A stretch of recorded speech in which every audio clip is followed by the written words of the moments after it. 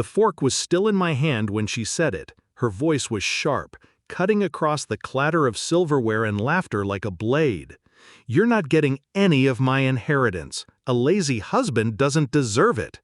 The family laughed nervously. I didn't. I nodded once, placed a piece of roast in my mouth, and kept chewing.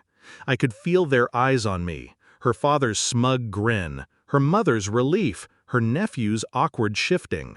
They thought I was humiliated. They were wrong.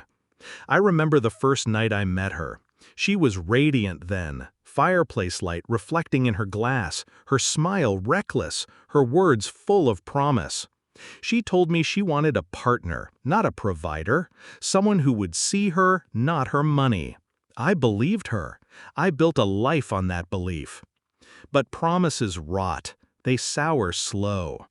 It started with dismissive looks when I spoke, the little digs in front of friends.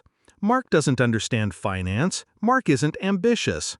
Then the phone call she took in the other room, voices lowering as I walked past. Nights she came home late, smelling of cologne that wasn't mine. I noticed. I always notice. One morning while she showered, I saw it, her phone glowing on the nightstand. A message. His name. Words she used to whisper to me. My chest tightened, but my hands stayed steady. I put the phone back, walked into the kitchen, and poured coffee as if nothing had changed. That was the day I stopped being her husband. That was the day I became her executioner. I didn't shout. I didn't beg. Rage is wasteful, and grief is a leash. I chose silence. Silence is patient. Silence builds walls around you until no one sees what you're planning. She thought I was weak. She thought I was dependent. She thought I was a fool. And that's what saved me.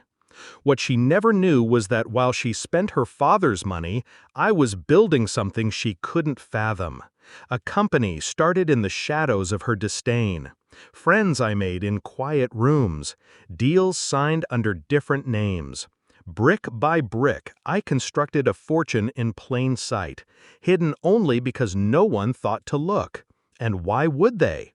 I was lazy Mark, the man who nodded, who kept eating, who never argued. When she finally brought divorce papers home, I smiled. She looked confused. Maybe she expected begging, a plea for mercy. Instead, I signed, calmly, neatly, as if she'd handed me a receipt. She thought she won. She thought I'd walk away empty. She didn't know I'd transferred everything long ago. Assets buried under layers of trusts and holding companies, invisible to her lawyers. All she got was the house. I let her keep it, a gilded cage for her arrogance. Which brings me back to Christmas. The table was crowded with her family, their laughter shallow, their wine expensive. She waited until the moment the room was loudest to strike, to remind everyone of her superiority, my supposed inadequacy. "You're not getting any of my inheritance, Mark. A lazy husband doesn't deserve it." The chuckles rolled around the table. She drank them in like applause. I kept eating, slow, calm. My silence irritated her, it always did. But before she could needle further, her nephew, barely 20, addicted to his phone, froze. His mouth opened. "Uncle Mark, you're on Forbes." The room stilled. Forks lowered. Chairs creaked. She turned to me, eyes narrowing. "What?" He shoved the screen toward her. My name, my face, the headline blazing like firelight.